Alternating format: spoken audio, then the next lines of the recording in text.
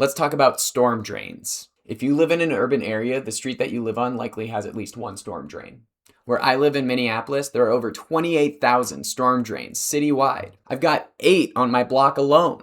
Want another fact? Streets are kind of dirty. It's not their fault. They're outside. It happens. But what that means is that when it rains, all of that sediment, trash, grass, rocks, sticks, pet waste, road debris, and especially in the fall, fallen leaves, all go for a slippy, slidey, fun water slide to the nearest storm drain where they can get stuck. Fortunately, when storm drains are clogged with detritus, not only does it turn the roads into surprise aquariums, and who doesn't like surprises, but all those dead leaves, decomposing sticks, and sediment never make it into your local areas, streams, lakes, and ocean. First is to understand that storm drains in most cities are separate from the city's sewer systems. And so the water that goes down a storm drain, if it has pollutants, if it has trash, if it has anything in it, that water is going to go straight into a lake or a river or a pond, into our waters. Ah, the problem.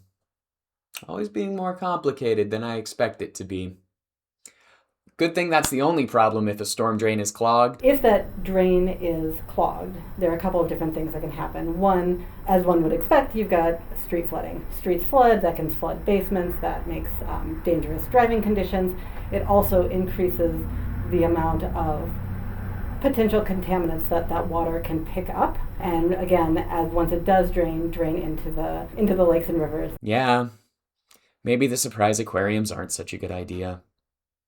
Hey, who's that? I'm Ann Zavastowski. I am the director of the Adopt a Drain program. I'm at Hamline University at the Center for Global Environmental Education. So this is the problem Adopt a Drain is working to address. They want you to help reduce pollution and stormwater runoff that goes straight into your local watershed by adopting a drain. But what does that mean exactly? The idea is that keeping materials out of your drain, keep it from being clogged, but also keep those materials from going down the drain and into our water. You need people to take responsibility for a drain or two. But if everybody cleans the same drain, you've got a whole bunch of other drains in other places that are a problem. One of the easy things is to have a map where people can adopt a drain, pick one out that they're going to take care of that drain, and so when they're looking to find one, they say, oh, someone's already got the one at the corner, but I always go on a walk around here and there's 3 others along the way, I'll take those. It's a great way of organizing a community to do community effort and to make sure that those efforts are spread around and taking care of the problem. I don't know. Sounds like it wouldn't be so easy to adopt a drain. Psst, come here.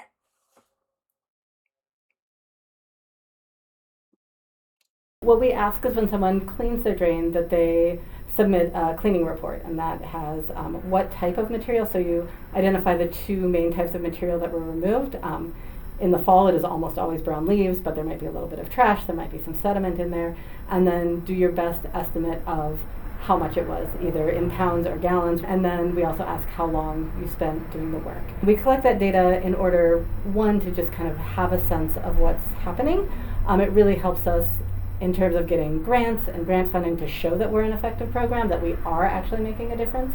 It also is a huge motivator for participants to know that most of our cleanings are under 10 pounds. So it's a pretty accessible, easy thing to do, but seeing that all of that work together can make a huge difference, that, you know, everyone doing just a little bit once or twice a month, all of a sudden we're at like 1 million pounds of debris that's been removed from storm drains, kept out of the waterways. I've adopted 3 drains by my home. I clean them whenever I notice debris in them. It takes me less than 10 minutes for all 3 drains, and it's really easy. I must have removed like 10 pounds of dead leaves from my storm drains over the past 2 years. Why are leaves a problem again? You think, oh, leaves aren't a big deal, leaves are natural, they break down. In normal circumstances, they should break down where they are, on the ground, through water just kind of infiltrating into the ground. But if they fall on the streets and go into the storm drains, then that's leaves that are going directly into usually a lake or a river, and that is a huge driver of algae issues. Here's the best part about adopting a drain, though. You get to name your drain! And what are the best drain names you've seen? I think Drain the Block Johnson is just beautifully done. Drainy McDrain Face, I'm only happy when it drains, I think is a nicely, like that is a well done. And then just recently came across the name Billy the Water Devourer. That's like one of the great perks of this job is that I get to read all these storm drain puns, and I love puns. And so seeing the different ones, I will say Drainy McDrain Face is the most commonly used drain name. Here's my ask of you. Number 1, vote for Adopt a Drain this project for awesome. Additional funding would allow them to maintain their current critical work and expand to partner with new cities. Number 2, get involved with Adopt a Drain. How can people best get involved? Adopting a drain is huge. Find a drain near you, take care of it, report what you've cleaned, help us build that data set and understanding of what's going on. Spread the word, talk to other people about it. A lot of people just don't understand that the water that goes down their storm drains is going into the lakes and rivers. They don't understand that leaves that are a natural, wonderful piece of having trees can actually really cause problems with the water. So helping to get the word out and helping people to understand how easy and straightforward it is to be part of the program is really probably the best way to support it. We're in 18 states in the country, and we're really hoping to expand to all 50 states.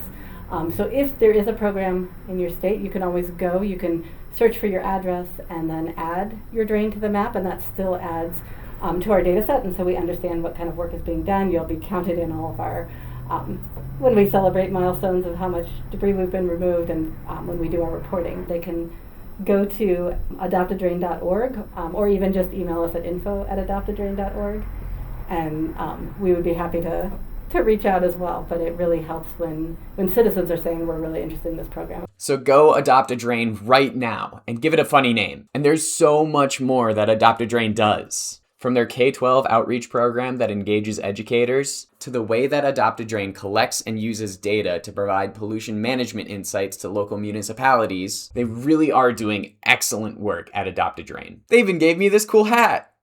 So I hope I've earned them your vote this project for awesome. Thank you so much to Ann Zawistowski and everyone at the Center for Global Environmental Education at Hamline University. Anything else? We're really trying to build, not just have people clean out drains, but really try to build a community of people that care about their water and are open to learning about the water and making a difference. DFTBA.